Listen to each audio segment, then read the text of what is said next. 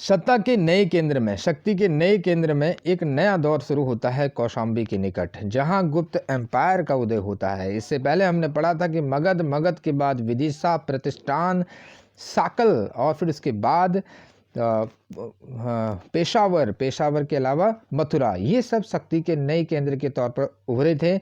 अब बात आती है कौशाम्बी की, जहां तीसरी शताब्दी में गुप्त एम्पायर का उदय होता है। गुप्त एम्पायर में एक के बाद एक लगातार प्रतापी शासक पैदा हुए, और ये भी आपको यहाँ पर ध्यान देना होगा कि इतिहास इसका ज़्यादा बड़ा है, पढ़ना इसमें कुछ ज़्यादा है। क्योंकि गुप्त एम्पायर ने, गुप्त शासकों ने न केवल प्रशासन के क्षेत्र में बहुत बढ़िया काम किया, बल्कि कला और संरक्षण को, कला और साहित्य को भी क्या दिया, संरक्षण प्रदान किया। इसलिए इन तीनों क्षेत्र में इनके द्वारा किए गए कामों को हमें यहाँ पर पढ़ना होता है। इसके अलावा विजय अभियान तो हमारा पहले से ही चल रहा है कि हर एक वंश में एक प्रतापी राजा ने कौन सा विजय अभियान किया जिसके लिए उसे जाना जाता है। ये सब चीज़ें यहाँ पर पढ़नी है। तो चलिए शुरुआत करते हैं। गुप्त एम्पायर के संस्थापक के बारे में पढ़ते हैं। गुप्त वंश का संस्थापक श्रीगुप्त था। कौन था? श्रीगुप्त था। और श्रीगुप्त के बाद घटोत्कच पैदा हुआ, लेकिन गुप्त वंश का प्रथम जो महान सम्राट था वो चंद्रगुप्त प्रथम था। कौन था? चंद्रगुप्त प्रथम था। और चंद्रगुप्त प्रथम जो था ये 320 ईस्वी में गद्दी पर बैठा था। 320 ईस्वी में गद्दी पर बैठा था और इसने महाराजाधिराज की उपाधि धारण करी थी। याद रखना, पहला गुप्त राजा जिसने महाराजाधिराज की उपाधि धारण करी उसका नाम था चंद्रगुप्त प्रथम। महाराजाधिराज की उपाधि धारण करने वाले राजा का नाम क्या था? चंद्रगुप्त प्रथम। और इसी के समय काल में गुप्त संवत की भी शुरुआत होती है। गुप्त संवत 319-20 में इसकी शुरुआत होती है चंद्रगुप्त प्रथम के द्वारा। याद रखें, संवत की यदि हम बात करें तो सबसे पहले हमने विक्रम संवत पढ़ा, उसके बाद हमने शक संवत पढ़ा, और अब हम पढ़ रहे हैं गुप्त संवत के बारे में। विक्रम संवत 58 ईसा पूर्व की बात थी, शक संवत 78 ईस्वी की बात थी, और गुप्त संवत कब की बात है? 319 और 320 ईस्वी की बात है। किसने शुरू करी? चंद्रगुप्त प्रथम ने ये बात शुरू करी थी, गुप्त संवत की शुरुआत करी। चंद्रगुप्त प्रथम का उत्तराधिकारी समुद्रगुप्त हुआ। कौन हुआ? समुद्रगुप्त हुआ। और समुद्रगुप्त को भारत का नेपोलियन कहा जाता है, क्योंकि इसने आर्यव्रत के 9 शासकों और दक्षिणाव्रत के 12 शासकों को क्या किया था? पराजित किया था। इसलिए इसको भारत का नेपोलियन कहा जाता है। समुद्रगुप्त के दरबारी कवि का नाम हरिसेन था। हरिसेन समुद्रगुप्त का दरबारी कवि था। याद रखना, दरबारी कवि, राजकवि कहें, दरबारी कवि। और इसी ने इलाहाबाद प्रशस्ति भी लिखी थी। हरिसेन ने ही इलाहाबाद प्रशस्ति लिखी थी। इलाहाबाद प्रशस्ति लिखी थी। समुद्रगुप्त विष्णु का उपासक था। समुद्रगुप्त विष्णु का उपासक था। समुद्रगुप्त ने अश्वमेध कर्ता की उपाधि धारण करी। ये उपाधियां जरूर याद करनी होती हैं। अश्वमेध कर्ता, अश्वमेध कर्ता की उपाधि किसने धारण करी? समुद्रगुप्त ने धारण करी। समुद्रगुप्त संगीत प्रेमी भी था, क्योंकि इसके सिक्कों पर उसे वीणा वादन करते हुए दिखाया गया है। इसके अलावा समुद्रगुप्त ने विक्रमंक की उपाधि भी धारण करी थी। विक्रमंक की उपाधि भी धारण करी थी समुद्रगुप्त ने। और इसे कविराज भी कहा जाता था। इसे कविराज भी कहा जाता था। समुद्रगुप्त को कविराज भी कहा जाता था। किसे? समुद्रगुप्त को। अभी तक की हमने इसके 3 उपाधियां पढ़ ली, अश्वमेधकर्ता, विक्रमंक और कविराज। समुद्रगुप्त का उत्तराधिकारी होता है चंद्रगुप्त द्वितीय। प्रथम भी उतना ही महत्वपूर्ण था जितना द्वितीय। अब ये द्वितीय जो था, इसके समय काल में एक चीनी यात्री आता है जिसका नाम था फाहियान। क्या नाम था? फाहियान चंद्रगुप्त द्वितीय के दरबार में आया था। और इसके अलावा अगर हम चंद्रगुप्त द्वितीय की बात करें तो इसने शकों पर विजय हासिल करी थी। शकों पर, याद रखना, हमने पढ़ा था कि शकों की भारत में 5 शाखाएं थी। शकों का पहला राजा कौन था? मोअ था। कौन था? मोअ था। और एक प्रतापी राजा शक का था, उसका नाम था रुद्रदामन प्रथम। तो इन्हीं शकों पर विजय हासिल करी थी चंद्रगुप्त द्वितीय ने।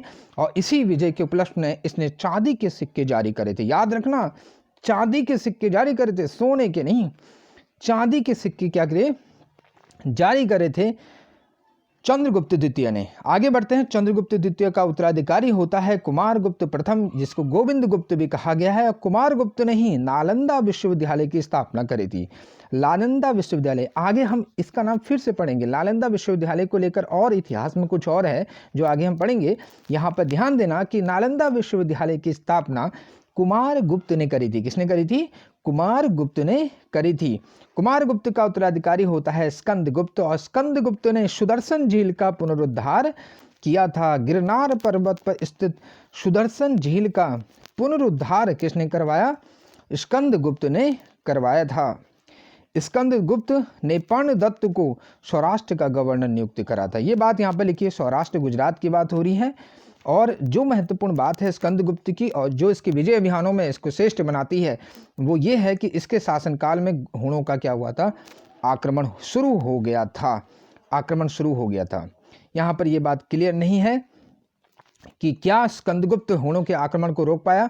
यहाँ से शुरुआत होती है गुप्त काल के विघटन की। अब धीरे धीरे गुप्त काल यहाँ से कमजोर होने लगता है क्योंकि विदेशी शक्तियाँ यहाँ से अब आक्रमण करना शुरू कर देती हैं। अंतिम गुप्त शासक विष्णुगुप्त था। कौन था? विष्णुगुप्त था। गुप्त साम्राज्य की यदि हम प्रशासन की बात करें तो सबसे बड़ी प्रादेशिक इकाई देश थी। क्या थी?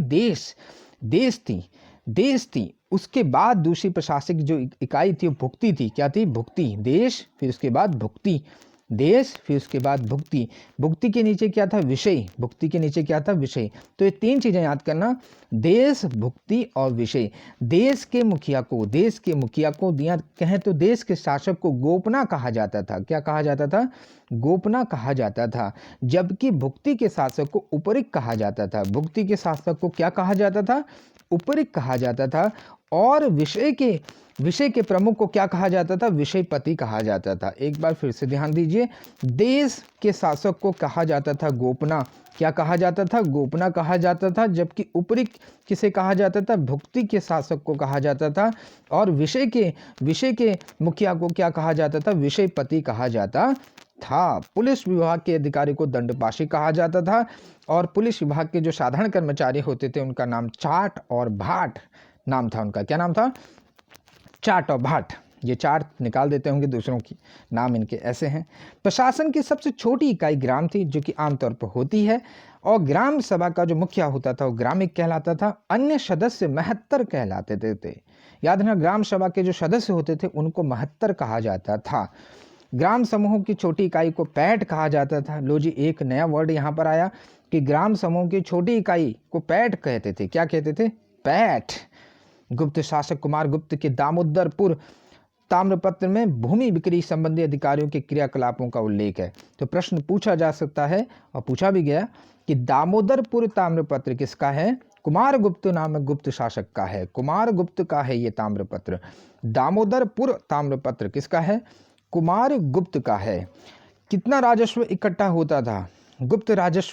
गुप्त काल में भू राजस्व जो था कुल उत्पादन का 1/4 भाग से लेकर 1/6 भाग तक होता था। 1/4 भाग से लेकर 1/6 भाग तक भू राजस्व लिया जाता था। और भूमि को 5 भागों में हम यहाँ पर बांट सकते हैं। आर्थिक उपयोगिता के आधार पर निम्न प्रकार की भूमियाँ थी वहाँ पर।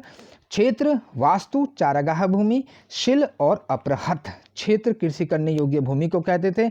वास्तु का मतलब है वास्तु करने योग्य भूमि। चारागाह भूमि, पशुओं के लिए जहाँ चारा मिलता था वो वाली भूमि। सील का मतलब है ऐसी भूमि जो जोतने योग्य नहीं होती थी। तो यहाँ पर थोड़ा सा जो टेक्निकल वर्ड है वो है सील। क्या है? सील। ऐसी भूमि जो जोतने योग्य नहीं होती थी। इसके अलावा अपरहत भी अच्छा टेक्निकल वर्ड है जहाँ पर अभ्यर्थी फंस सकते हैं। वो है अपरहत, ऐसी भूमि जो जंगली होती थी। अपरहत भूमि कैसी होती थी? जो जंगली होती थी। अपरहत भूमि वो भूमि होती थी जो जंगली होती थी। जबकि सील कौन सी भूमि होती थी? जो जोतने योग्य नहीं होती थी। जो जोतने योग्य नहीं होती थी। गुप्त काल में स्थापत्य क्षेत्र में भी बहुत सुंदर कार्य हुए। इसके अंतर्गत हम पढ़ेंगे प्रसिद्ध मंदिर जो गुप्त काल में बनाए गए, जैसे विष्णु मंदिर स्थान जो था मध्य प्रदेश के तिगवा में, जबलपुर वाले इलाके में। शिव मंदिर जो है भुमरा का शिव मंदिर मध्य प्रदेश में। नैना कुठार पार्वती मंदिर मध्य प्रदेश में। यूपी के ललितपुर में देवगढ़ दशावतार मंदिर, शिव मंदिर खोह मध्य प्रदेश में, और भीतरगांव मंदिर, लक्ष्मण मंदिर, भीतरगांव, ये सब कानपुर के उत्तर प्रदेश के कानपुर में बनवाए गए प्रसिद्ध मंदिर हैं। तो यहाँ पर बात हो रही है यूपी की, तो यूपी के यहाँ पर दो कैटेगरी में हम देख सकते हैं, दो यहाँ पर मंदिर दिखाई दे रहे हैं। दशावतार मंदिर यूपी में, दशावतार मंदिर कहाँ था? यूपी में। और कहाँ है? यूपी में, ललितपुर वाले इलाके में। और भीतर गांव का मंदिर लक्ष्मण मंदिर कहाँ पर? ये है कानपुर, यूपी के कानपुर में भीतर गांव मंदिर और लक्ष्मण मंदिर ईंटों द्वारा निर्मित है ये। इसके अलावा मध्य प्रदेश की यदि हम बात करें तो मध्य प्रदेश में यहाँ पर 3 मंदिर दिखाई दे रहे हैं। विष्णु मंदिर, तिगवा का शिव मंदिर मध्य प्रदेश में, भुमरा का शिव मंदिर, तिगवा का विष्णु मंदिर मध्य प्रदेश में, भुमरा का शिव मंदिर मध्य प्रदेश में, और नैना कुठार पार्वती का मंदिर ये मध्य प्रदेश में। ये तीनों वहीं पर ही हैं। और इसके अलावा लास्ट में शिव मंदिर, खोह का शिव मंदिर नागौद मध्य प्रदेश में स्थित है। वेरी इंपॉर्टेंट है, पार्वती मंदिर नैना कुठार ये कहाँ है? मध्य प्रदेश में है। सिंचाई के लिए रहट या घंटी यंत्र का प्रयोग होता था। तो रहट का मतलब है जो एग्रीकल्चर के लिए, इरिगेशन के लिए जो यंत्र इस्तेमाल होता था। श्रेणी के प्रधान को, श्रेणी शब्द प्राचीन इतिहास में बहुत महत्वपूर्ण ये वर्ड है। श्रेणी के प्रधान को ज्येष्ठक कहते थे। व्यापारियों के समूह को ज्येष्ठक, श्रेणी के समूह को क्या कहा जाता था? ज्येष्ठक कहा जाता था। गुप्त काल में उज्जैन सर्वाधिक महत्वपूर्ण व्यापारिक केंद्र था। तो उज्जैन का महत्व यहाँ से बढ़ने लग गया जी, उज्जैन का महत्व यहाँ से बढ़ने लग गया। और ये सर्वाधिक महत्वपूर्ण व्यापारिक केंद्र था, सर्वाधिक महत्वपूर्ण व्यापारिक केंद्र था, क्योंकि केंद्र बिंदु में पड़ता है ये। यहीं से व्यापार पश्चिम से उत्तर की ओर और समुद्र तट की ओर ये रास्ता पड़ता है बीच में उज्जैन का। गुप्त राजाओं ने सर्वाधिक स्वर्ण मुद्राएं जारी करी। इनकी स्वर्ण मुद्राओं को अभिलेखों में दिनार कहा गया है। तो दिनार का मतलब है स्वर्ण मुद्राएं, दिनार का मतलब है स्वर्ण मुद्राएं। और दिनार नाम की मुद्राएं किसने जारी करी? गुप्त राजाओं ने जारी करी। दिनार कैसी मुद्रा होती थी? स्वर्ण मुद्रा होती थी, स्वर्ण मुद्रा होती थी। कायस्थों का सर्वप्रथम उल्लेख जो है याज्ञवल्क्य के स्मृति में मिलता है। याज्ञवल्क्य के स्मृति में कायस्थों का पहली बार वर्णन किया गया है। जाति के रूप में कायस्थों का सर्वप्रथम वर्णन ओशनम स्मृति में मिलता है। सर्वप्रथम वर्णन जाति के रूप में, जाति के रूप में क्या कायस्थ एक जाति थी, इस बारे में पता जो चलता है वो ओशनम स्मृति में मिलता है। लेकिन कायस्थों के बारे में सर्वप्रथम वर्णन जो है वो याज्ञवल्क्य स्मृति में हुआ है। लेकिन उसमें ये नहीं बताया गया कि ये जाति भी थी। आगे, विंध्य जंगल में सवर जाति के लोग अपने देवताओं को मनुष्य का मांस चढ़ाते थे, ये वाला सिस्टम भी था। ऐरण अभिलेख काफी महत्वपूर्ण है।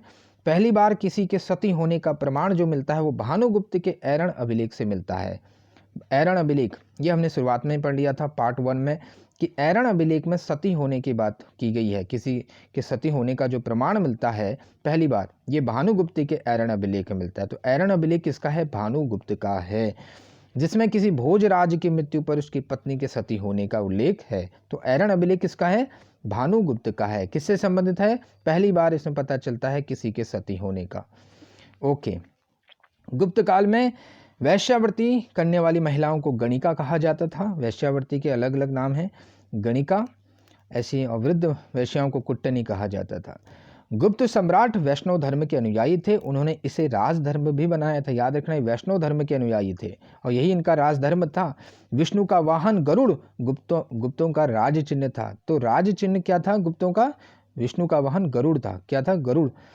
गरुड़ जो था गुप्तों का राज चिन्ह था। गुप्त काल में वैष्णव धर्म संबंधी सबसे महत्वपूर्ण अवशेष जो हैं यहाँ पर देखने को मिलते हैं देवगढ़ के दशावतार मंदिर में। देवगढ़ का दशावतार मंदिर कहाँ था? ये यूपी के ललितपुर में। कहाँ है? यूपी के ललितपुर में। बेतवा नदी के तट पर बसा है, यह स्थित है, यह बनाया गया है। अजंता में कुल 29 गुफाएं बनी हुई हैं। वर्तमान में केवल 6 ही शेष बची हैं, जिनमें से 16 और 17 नंबर की जो गुफाएं हैं वो गुप्त काल से संबंधित है। इसमें जो गुफा संख्या 16 है उसमें मरणासन्न राजकुमारी का चित्र जो है वो बनाया गया है गुफा संख्या 16 में। गुफा संख्या 17 की बात करें, इस चित्र को चित्रशाला कहा गया है। इस चित्रशाला में बुद्ध के जन्म, जीवन, महाभिनिष्क्रमण, महापरिनिर्वाण की घटनाओं से संबंधित चित्र उद्धृत किए गए हैं। किस गुफा में? गुफा संख्या 17 पूरी तरीके से महात्मा बुद्ध से संबंधित है। अजंता की गुफाएं बौद्ध धर्म की महायान शाखा से संबंधित हैं। किस शाखा से संबंधित हैं?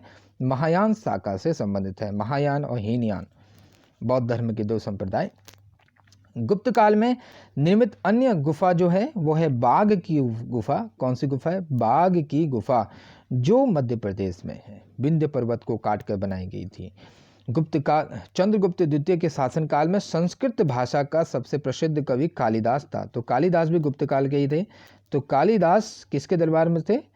चंद्रगुप्त द्वितीय के दरबार में थे। चंद्रगुप्त द्वितीय के दरबार में रहने वाला एक और आयुर्वेदाचार्य था जिसका नाम था धन्वंतरी। धन्वंतरी जो थे वो आयुर्वेदाचार्य थे जो कि चंद्रगुप्त द्वितीय के दरबार में रहते थे। किसके दरबार में रहते थे? चंद्रगुप्त द्वितीय। अब यहाँ पर एक बात और याद आ रही मेरे को कि चरक किसके दरबार में थे? चरक भी आयुर्वेद के विद्वान थे। ये किसके दरबार में थे? कुषाण राजा कनिष्क के दरबार में थे। ओके, आगे बढ़ते हैं। गुप्त काल में विष्णु शर्मा द्वारा पंचतंत्र नाम की एक पुस्तक ग्रंथ लिखी गई जो कि संस्कृत में लिखी गई और बाइबल के बाद इसका स्थान दूसरा है। इसे 5 भागों में बांटा गया। याद रखना, पंचतंत्र को 5 भागों में बांटा गया है, इसलिए इसका नाम पंचतंत्र पड़ गया। मित्र भेद, मित्र लाभ, संधि विग्रह, लब्ध प्रणाश, अपरीक्षाकारित्व, ये 5 इसके भाग हैं। आर्यभट्ट भी गुप्त काल के ही थे। इन्होंने सूर्य सिद्धांत और आर्यभट्टियम नाम के ग्रंथ लिखा था। तो आर्यभट्ट द्वारा लिखे गए ग्रंथ का नाम है आर्यभट्टियम और सूर्य सिद्धांत। इसी ने सर्वप्रथम बताया कि पृथ्वी सूर्य के चारों ओर घूमता है। किसने बताया था? आर्यभट्ट ने, कि पृथ्वी सूर्य के चारों ओर घूमता है। जब हम वर्ल्ड हिस्ट्री पढ़ते हैं, विश्व इतिहास पढ़ते हैं, तो उसमें पता चलता है कि कोपर्निकस ने ये धारणा दी थी कि कौन सी वाली धारणा? जो सूर्य केंद्रित वाली धारणा थी, उसके विपरीत सूर्य केंद्रित वाली जो धारणा थी वो कोपर्निकस ने दी थी कि सभी जो ग्रह हैं वो सूर्य के चारों ओर चक्कर लगाते हैं। लेकिन यहाँ पर हम क्या बात कर रहे हैं कि आर्यभट्ट ने ये पहले ही बता दिया था कि पृथ्वी सूर्य के चारों ओर घूमती है। चंद्रगुप्त द्वितीय के दरबार में रहने वाले प्रमुख विद्वान जो थे वो वराह मिहिर, धन्वंतरी और ब्रह्मगुप्त थे। यहाँ बात चंद्रगुप्त की हो रही है। इसके दरबार में विभूतियाँ बहुत थी। तो उन विभूतियों की अगर हम बात करें तो उनमें कौन कौन थे? वराह मिहिर, धन्वंतरी, ब्रह्मगुप्त, ये सब चंद्रगुप्त द्वितीय के ही दरबार में थे। पुराणों की वर्तमान रूप में रचना गुप्त काल में ही हुई और इसमें ऐतिहासिक परंपराओं का उल्लेख है। संस्कृत गुप्त राजाओं की शासकीय भाषा थी। याद रखना, गुप्त राजाओं की शासकीय जो भाषा थी वो संस्कृत थी। यहाँ पर एक और मैं जो भाषा को लेकर एक बात और यहाँ पर रिकॉल कर देता हूँ मैं। याद है आपको, लास्ट वीडियो में हमने पढ़ा था प्राकृत भी भाषा थी। किसकी थी? सातवाहनों की। किसकी थी? राज की भाषा प्राकृत थी। इसी तरीके से गुप्त काल की जो शासकीय भाषा थी वो क्या थी? संस्कृत। गुप्त काल में चांदी के सिक्कों को क्या कहा जाता था? रुपयका कहा जाता था। चांदी के सिक्कों को रुपयका कहा जाता था। तो कौन सा राजा था जिसने चांदी के सिक्के जारी करे थे? शकों पर विजय के उपलक्ष्य में चांदी के सिक्के जारी करे थे। कौन सा वो राजा था? वो गुप्त राजा ही था ना? तो उसको कमेंट करके बताना तो जरा। आगे क्या लिखा है? याज्ञवल्क्य, नारद, कात्यायन और बृहस्पति स्मृतियों की रचना गुप्त काल में ही हुई। ये सब कुछ स्मृतियां हैं जो उनका जो रचना काल है वो गुप्त काल ही है। मंदिर बनाने की कला का जो जन्म हुआ वो गुप्त काल में ही हुआ था। त्रिमूर्ति की अवधारणा का विकास भी गुप्त काल में ही हुआ था। गुप्त काल लौकिक साहित्य की सृजना के लिए स्मरणीय है। भास के 13 नाटक इसी काल के हैं। भास नाटककार थे। शूद्रक का लिखा नाटक मृच्छकटिकम या माटी की खिलौना गाड़ी, जिसमें निर्धन ब्राह्मण के साथ वैश्या का प्रेम वर्णित है, प्राचीन नाटकों में सर्वोत्कृष्ट माना जाता है। तो शूद्रक का ये जो नाटक है ना, मृच्छकटिकम, ये भी गुप्त काल का ही है। भास के 13 नाटक भी किसके काल के हैं? गुप्त के काल के ही हैं।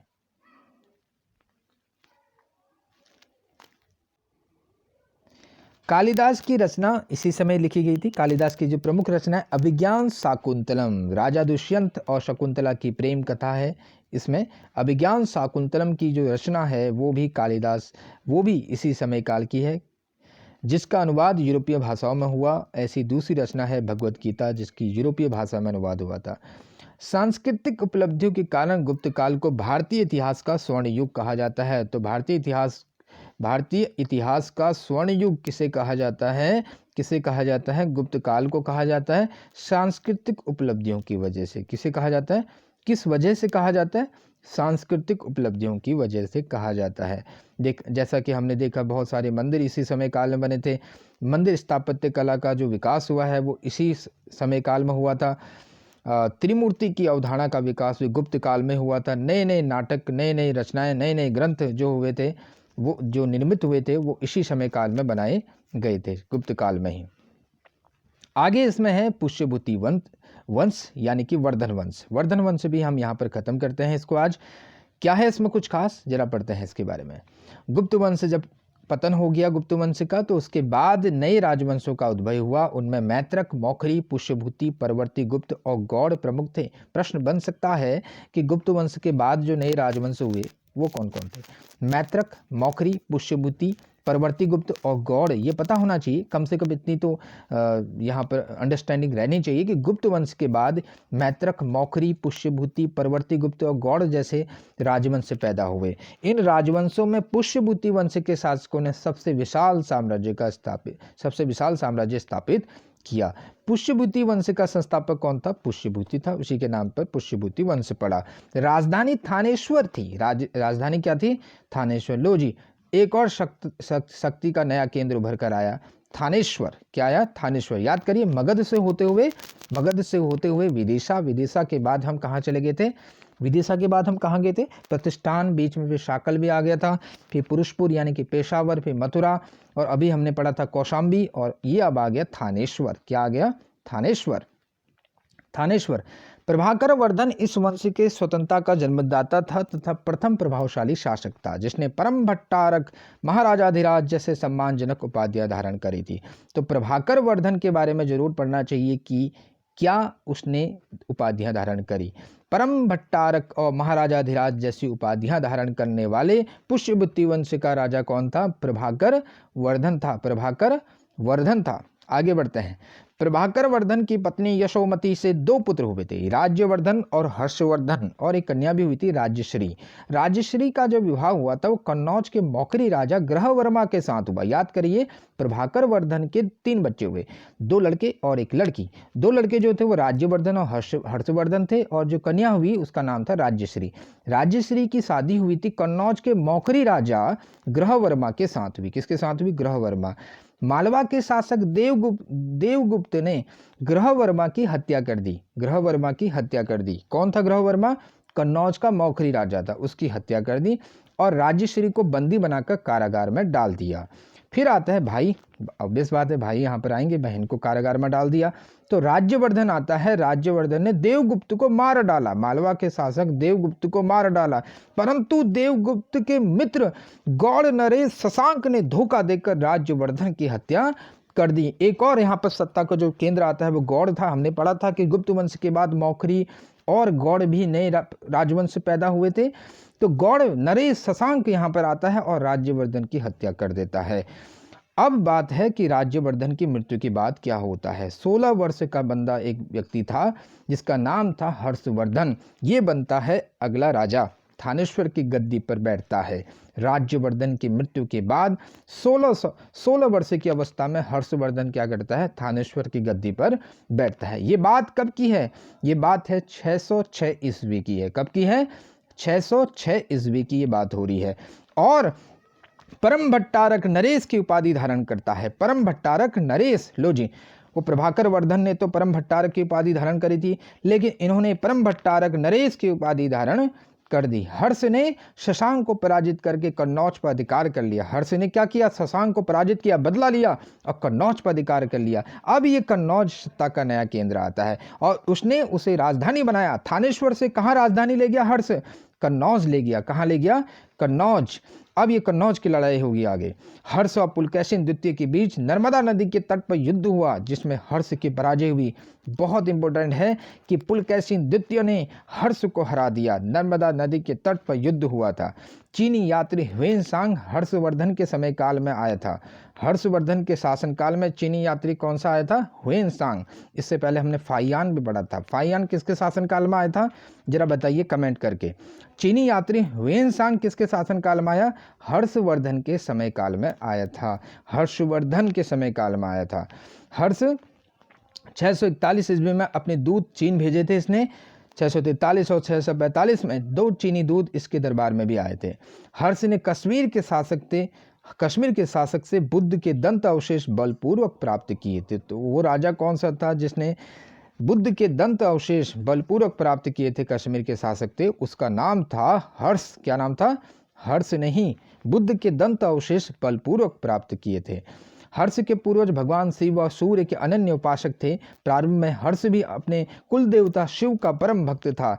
चीनी यात्री ह्वेनसांग से मिलने के बाद उसने बौद्ध धर्म की महायान शाखा को राज्याश्रय प्रदान किया तथा वह पूर्ण बौद्ध बन गया। तो हर्ष बाद में क्या बन गए? बौद्ध धर्म के अनुयायी बन गए। पहले वो भी क्या थे? शिव के परम भक्त थे। हर्ष के समय में नालंदा महाविहार जो था, महायान बौद्ध धर्म की शिक्षा का प्रधान केंद्र बन गया था। हर्ष के समय नालंदा विश्वविद्यालय की स्थापना किसने करी थी? इसे भी आप कमेंट करके बताइएगा।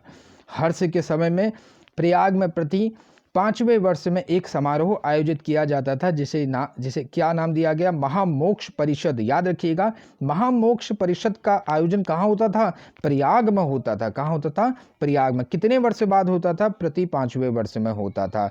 ह्वेनसांग इसके 6ठे समारोह में शामिल हुआ था, इस महामोक्ष परिषद में। बाणभट्ट हर्ष के दरबारी कवि थे। एक और दरबारी कवि पढ़ रहे हैं, बाणभट्ट की, जो कि हर्ष के दरबारी कवि थे और इसने हर्षचरित और कादंबरी की रचना करी थी। हर्षचरित और कादंबरी की रचना करी। इसके अलावा हर्ष ने 3 नए संस्कृत नाटकों की भी रचना करी थी। इनका नाम था प्रियदर्शिका, रत्नावली और नागानंद।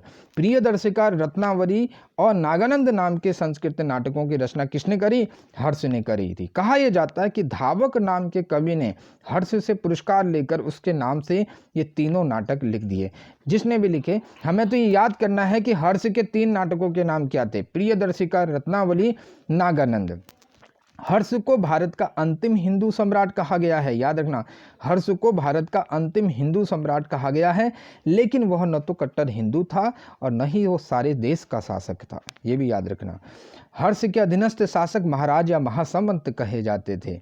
हर्ष के मंत्रिपरिषद के मंत्री को सचिव या अमात्य कहा जाता था। तो अमात्य कहा जाता था मंत्रिपरिषद के मंत्री को। प्रशासन की सुविधा के लिए यहाँ पर कई भागों में बांटा गया था साम्राज्य को। प्रांत को यहाँ पर भुक्ति कहते थे। प्रांत को यहाँ पर क्या कहते थे? भुक्ति कहते थे। और प्रत्येक भुक्ति का जो शासक होता था वो ऊपरी या राष्ट्रीय या राज्य स्थानीय कहा जाता था। तो याद रखना, यहाँ पर प्रांत को भुक्ति कहा जाता था। आगे जरा ध्यान दें। फिर भुक्ति का भी विभाजन जिलों में हुआ था। जिलों को वहाँ विषय कहा जाता था। क्या कहा जाता था? विषय कहा जाता था। बिल्कुल गुप्त काल की तरह ही है, विषय कहा जाता था। और विषय का अधिपति कौन होगा? विषयपति होगा। सेम गुप्त काल की तरह है। आगे है, ग्राम शासन की सबसे छोटी इकाई होती थी। ग्राम शासन का जो प्रधान होता था वो ग्रामक्ष पटलिक होता था, जो ग्राम शासन का प्रधान होता था। और पुलिस कर्मियों को चाट और भाट कहा गया, बिल्कुल गुप्त काल की तरह। दंडपाशिका दांडिक पुलिस विभाग के अधिकारी होते थे। अश्व सेना के अधिकारियों को बृहदेश्वर, पैदल सेना के अधिकारियों को बलाधिकृत या महाबलाधिकृत कहा जाता था। याद रखना, बृहदेश्वर अश्व सेना के अधिकारी को कहा जाता था। बृहदेश्वर अश्व सेना के अधिकारियों को कहा जाता था, जबकि पैदल सेना के अधिकारियों को बलाधिकृत या महाबलाधिकृत कहा जाता था। इंटरेस्टिंग फैक्ट है, याद करना। अश्व सेना के अधिकारियों को बृहदेश्वर कहा जाता था और पैदल सेना के अधिकारियों को बलाधिकृत या महाबलाधिकृत कहा जाता था। हर्षचरित में जिसकी रचना किसने करी थी? बाणभट्ट ने करी थी। कि इसकी रचना किसने करी थी? हर्षचरित के बारे में अभी हमने पढ़ा था कि हर्ष के दरबारी कवि थे। हर्ष के एक दरबारी कवि थे। हर्ष के दरबारी कवि का नाम क्या था? हर्ष के दरबारी कवि कोई बताएगा? बाणभट्ट था। कौन था? बाणभट्ट। ये देखिए, हर्ष के दरबारी कवि बाणभट्ट थे, जिसने हर्षचरित और कादंबरी की रचना करी थी। हर्षचरित और कादंबरी की रचना करी थी। इसी हर्षचरित में सिंचाई के साधन के रूप में तुला यंत्र का उल्लेख मिलता है। तुला यंत्र यानी कि जल पंप का उल्लेख मिलता है। हर्षचरित और कादंबरी की रचना किसने करी? हर्षचरित और कादंबरी की रचना किसने करी थी? बाणभट्ट ने करी थी। बाणभट्ट ने करी थी, जो कि हर्ष के दरबारी व्यापारी कवि थे। अंत में पढ़ लेते हैं, हर्ष के समय मथुरा सूती वस्त्र के निर्माण का केंद्र के रूप में फेमस हो गया था। तो मथुरा सूती वस्त्र के निर्माण का एक केंद्र बन चुका था हर्ष के समय में। मथुरा, जो कि मथुरा कला के लिए फेमस था, वो किसके लिए फेमस हो गया? सूती वस्त्रों के निर्माण के लिए भी फेमस हो गया।